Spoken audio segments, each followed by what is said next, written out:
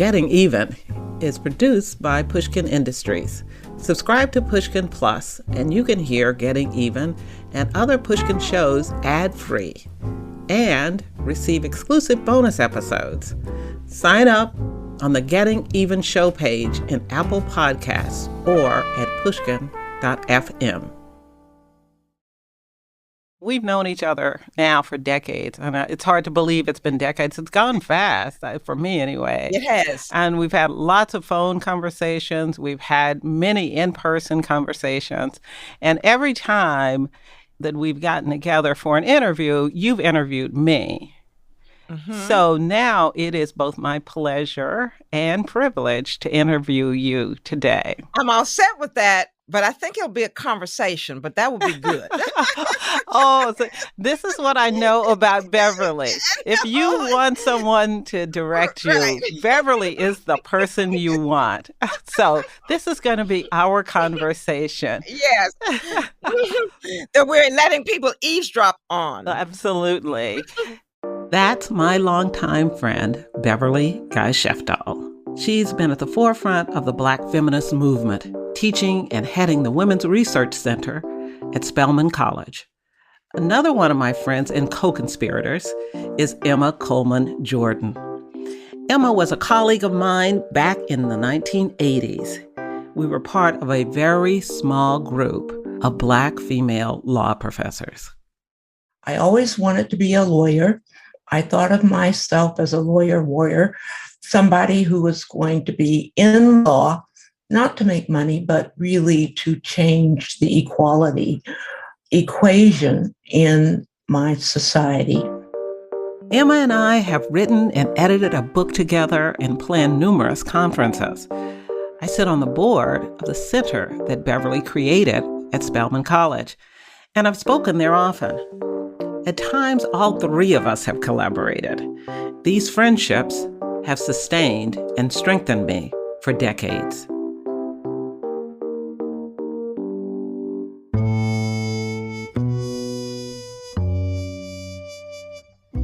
I'm Anita Hill.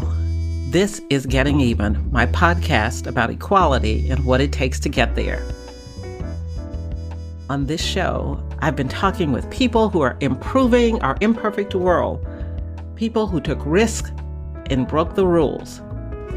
In this last episode of the season, I'm sitting down with two changemakers who are also my friends. We remind each other to keep going when change seems impossible to achieve. First, I'm talking with Emma Coleman Jordan, who's an author and professor at Georgetown Law. She was there for me in 1991 during the Thomas hearing. Emma helped organize my legal team. What made you want to support me? What made you go to that extra effort to become really actively involved? Well, actually, I started just by asking you if you needed some law students to help out. And then when I saw that wasn't going to be adequate to the task, I became personally involved myself. I had some experience in Washington. I had been a White House fellow. I had been a special assistant to the Attorney General. And during that time, one of my responsibilities was to prepare for the confirmation hearing for Justice Sandra Day O'Connor. So my antenna were up.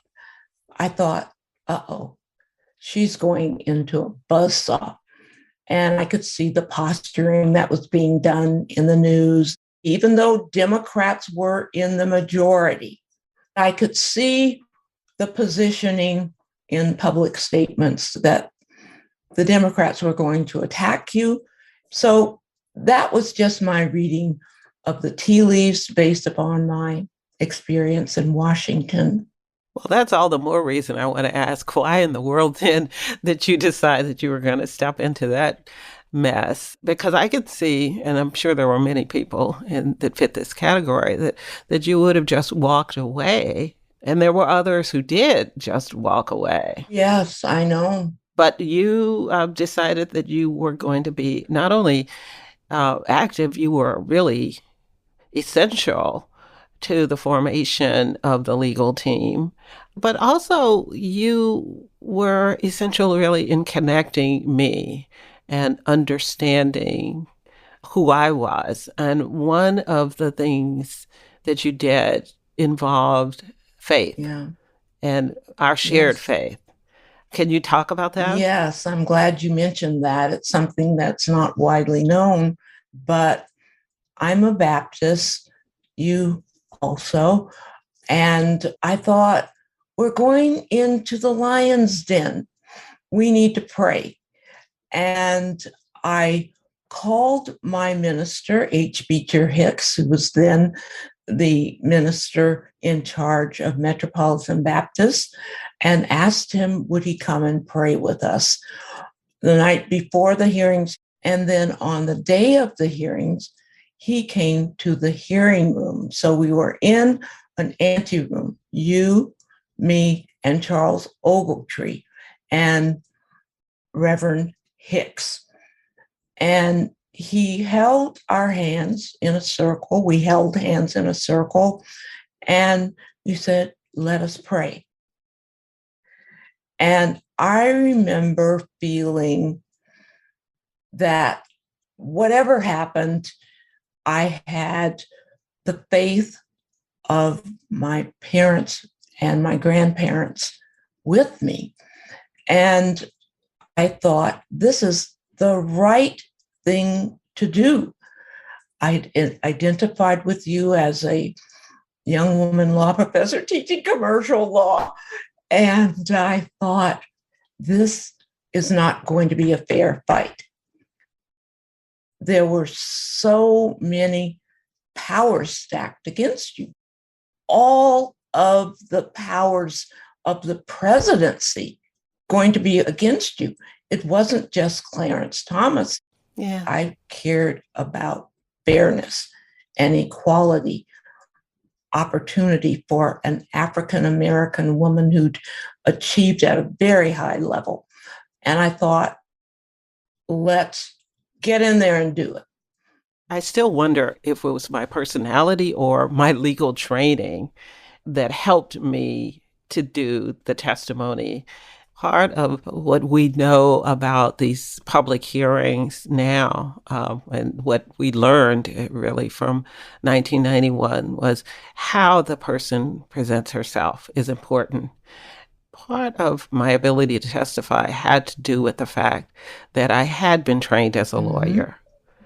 I had been trained in part to see the law as a mediator, but also to see it as separate from personal interest and to take almost a detached approach. Do you see that as part of how I use my voice on that day? I think there was a fusion of identities there. Your religious belief, your family connections. The most vivid moment for me was when your family came in to the hearing room. You had that confidence that you don't learn in law school, a confidence in the rightness of your being. And I had that too. Well, we're definitely sisters in the law in that respect. Yeah, that's a good way to put it. After the break, you'll hear from Beverly Guy Sheftall. In the months following the hearing, she helped me navigate the fallout from my testimony.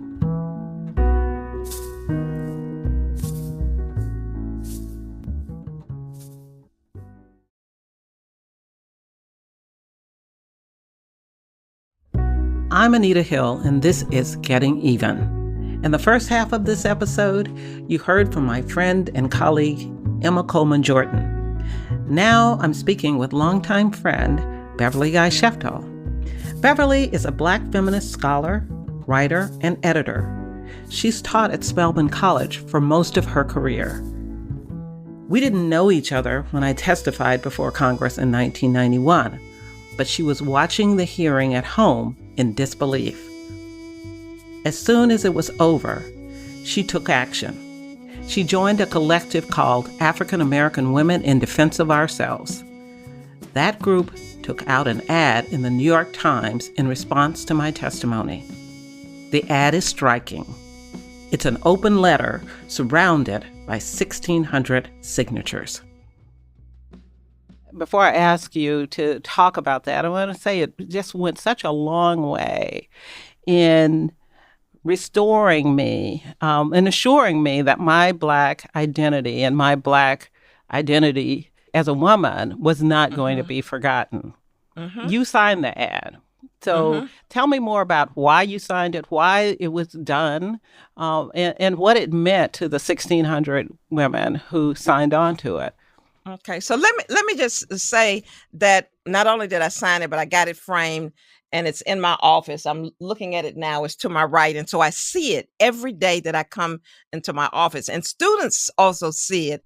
So that mobilization, that mobilization of primarily Black feminist academics in terms of its genealogy, we were trying to decide what can we do publicly? What can we do publicly to disrupt this racial script that goes back to the 19th century that says that Black women cannot out African American men, that our primary loyalty is to race, and that any kind of loyalty, any kind of gender politics, or any kind of gender loyalty is something that we cannot do. This is a script that we get and we learn.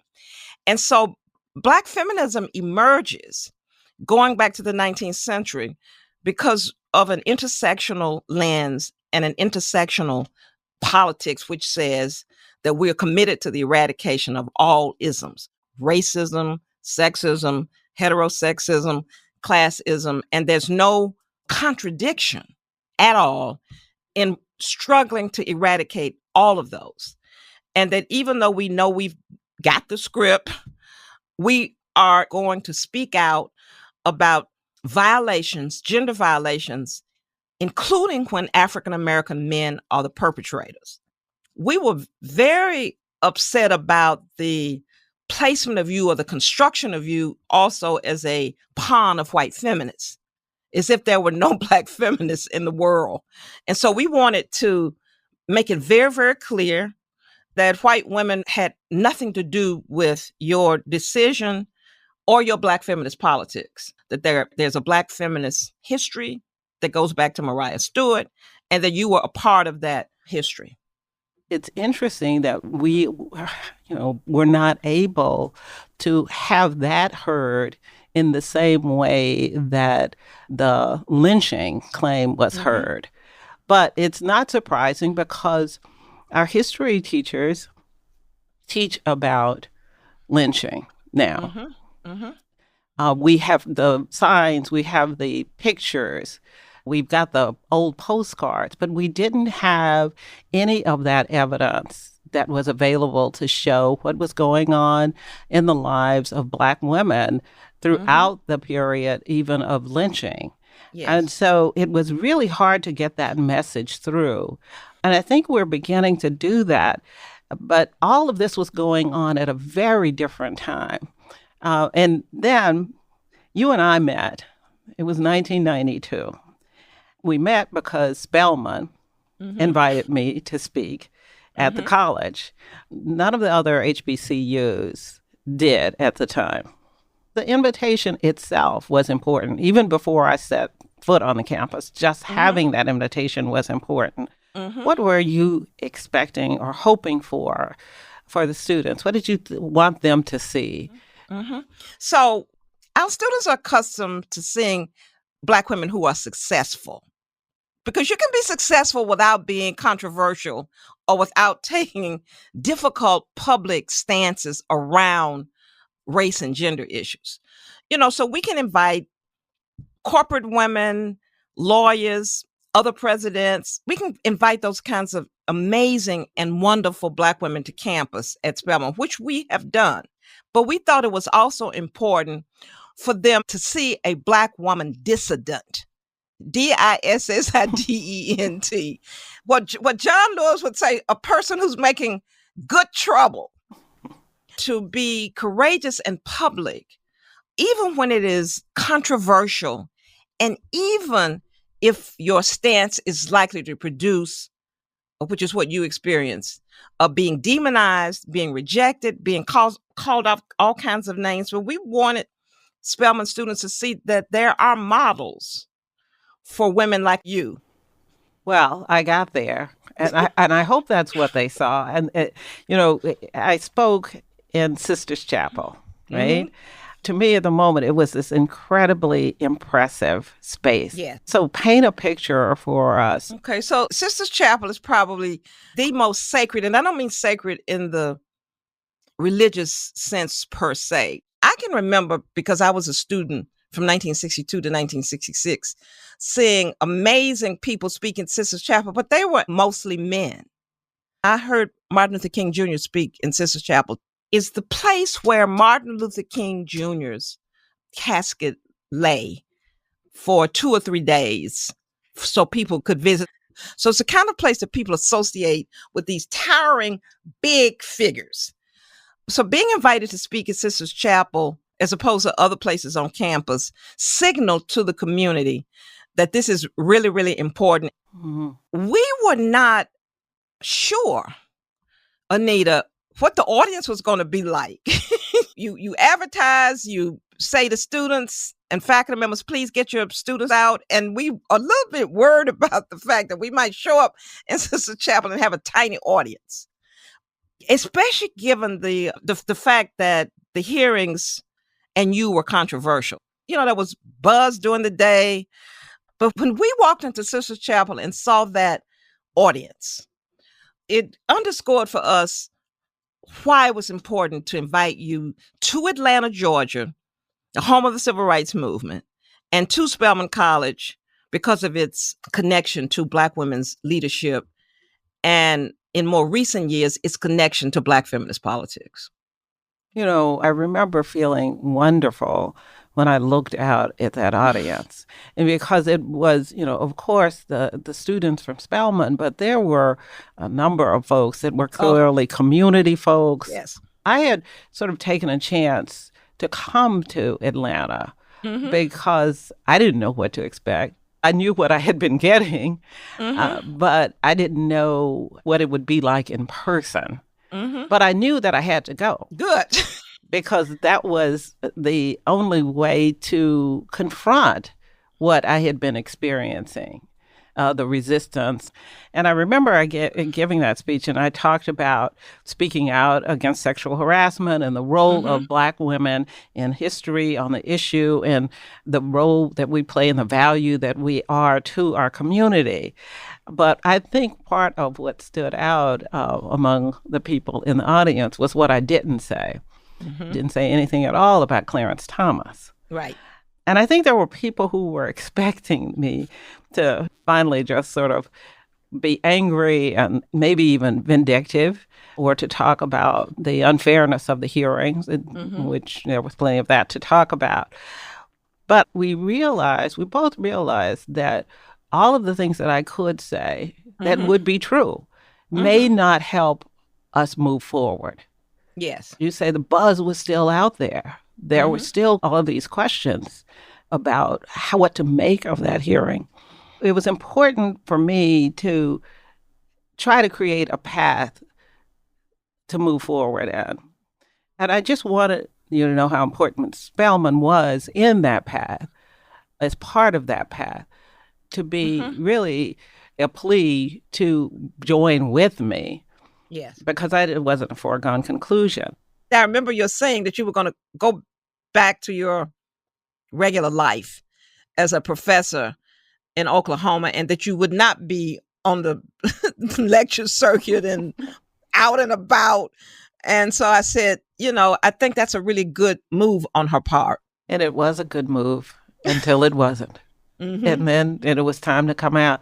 You're right. I had no intention of it. And I tell people 2 days after I went back to Oklahoma, I was in the classroom teaching.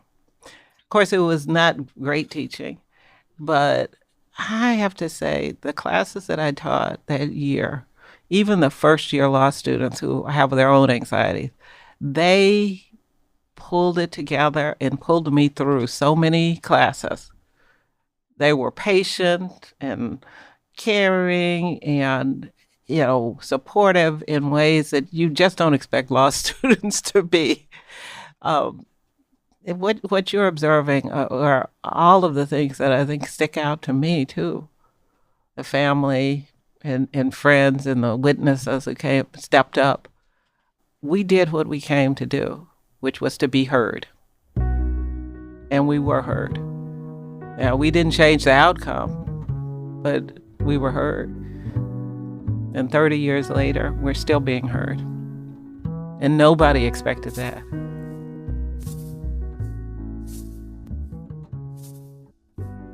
If you had to pick one lesson, what would that lesson be for sort of moving us even further? The work is really important, and you do it over the long haul. You just can't give up, and you can't say, well, I've done this for about 10 or 20 years, and now it's somebody else's work to do. So I just have said to myself, Beverly, you will be doing this forever. The joys outweigh the challenges. I've always been very clear, having grown up in the Jim and Jane Crow South, how challenging it is within African American communities to center gender politics. That is a big challenge, and it is a lifetime project. And if you add sexuality, if you say I am as committed to the freedom of LGBTQ queer people, you're going to get talked about as a man hater and as a traitor to the Black community, which should be familiar to you. And you say, that's fine. And you're going to get all kinds of bad names. And you basically have to say, this work, as you said, is not about me. You say it's not about you, but I want people to understand that doesn't mean that it isn't personal. It is deeply personal, the work that we do. It's not about you alone, but it's about all of us and all of our experiences. And in 2003, you wrote about your experience with partner violence.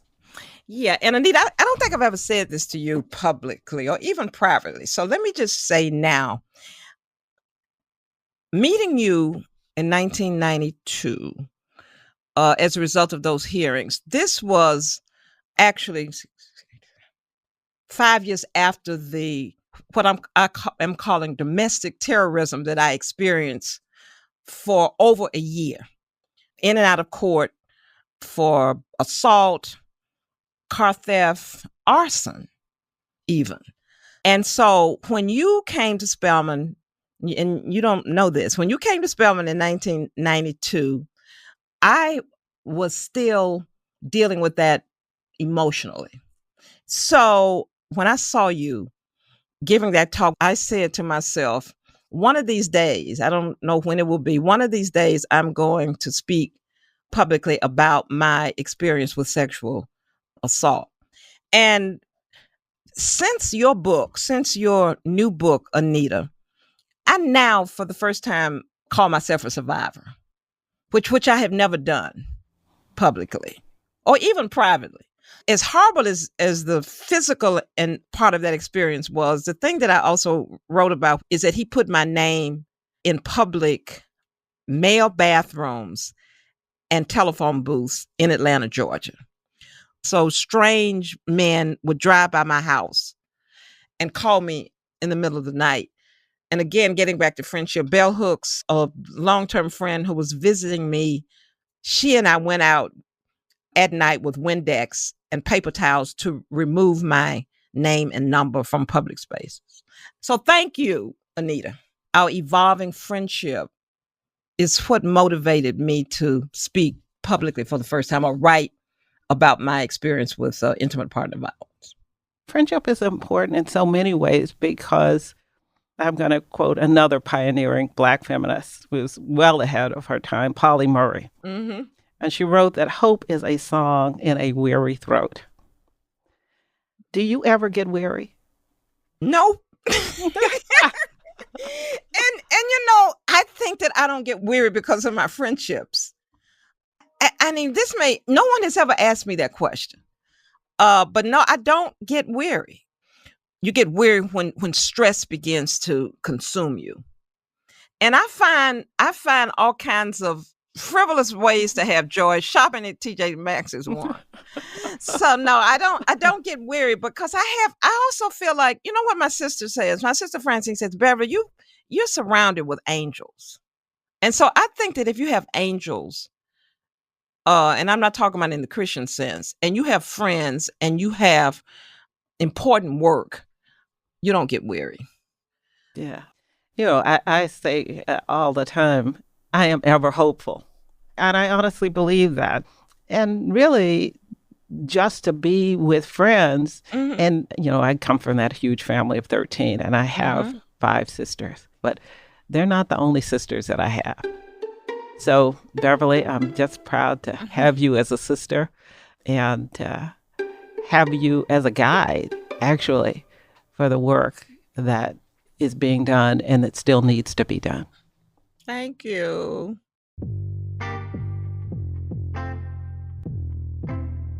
As the poet Audre Lorde wrote, without community, there is no liberation. With these friendships, making change feels possible. You could say that Getting Even was the product of conversations I've had with Emma and Beverly over the past 30 years. From reclaiming Black girlhood to critical race theory and the transformative power of art. They helped me develop my thinking on pressing issues I presented in this series. And as I wrap up this season, I think back on various conversations I've had and how they've elevated the voices of all of us who have been dismissed or even deemed unimportant. And after these conversations, I'm more determined than ever to help our society get even.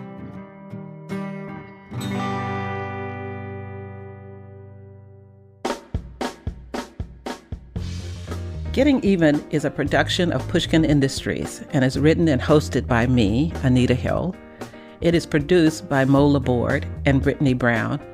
Our editor is Sarah Kramer. Our engineer is Amanda K. Wang. And our showrunner is Sasha Matthias.